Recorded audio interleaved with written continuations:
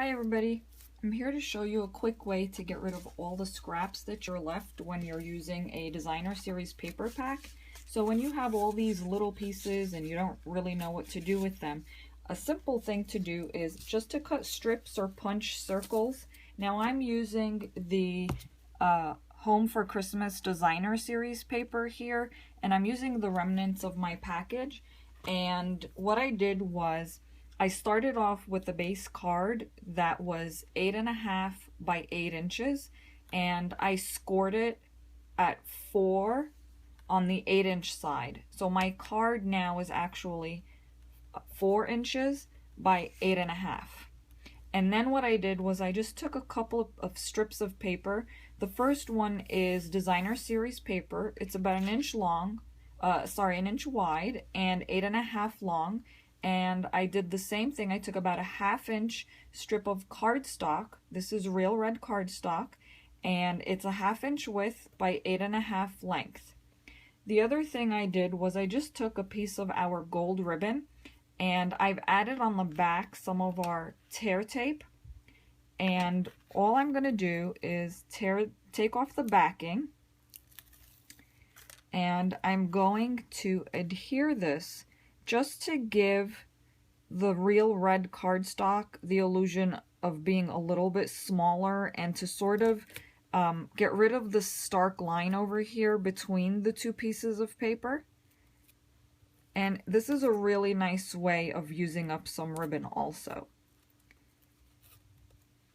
And what you're doing is basically, you see here I have a little extra piece. I'm just going to trim that off. And that's finished. Now, the other thing that I did was I took some more scraps of designer series paper and I punched out of the 1 3/4 inch scalloped, and then I also took some very vanilla cardstock and I punched out of the 1 1/4 inch circle. And I also used my alphabets, my little letters framelits, to cut out the word Merry.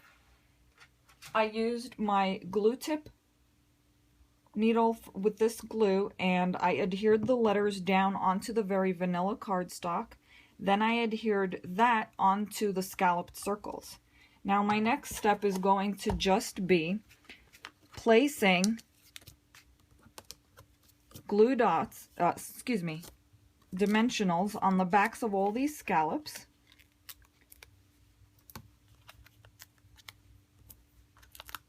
And adhering these scallops to the card, alternating top and bottom. And what I mean by that is, because these circles are a bit too large for getting all the letters straight across, what I'm going to do is I'm going to take my M and I'm going to pop it towards the top.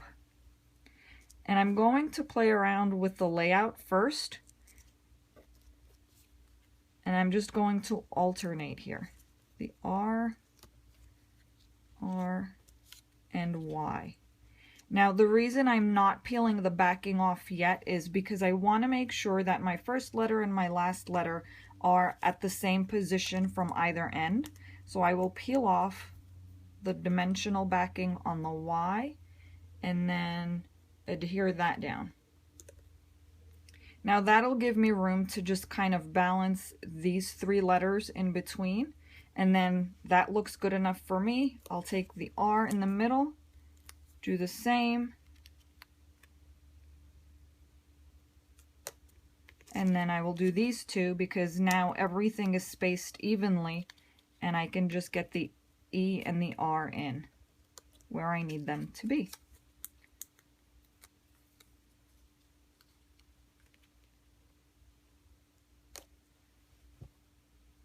Now that was a really quick card, very simple, doesn't take too long.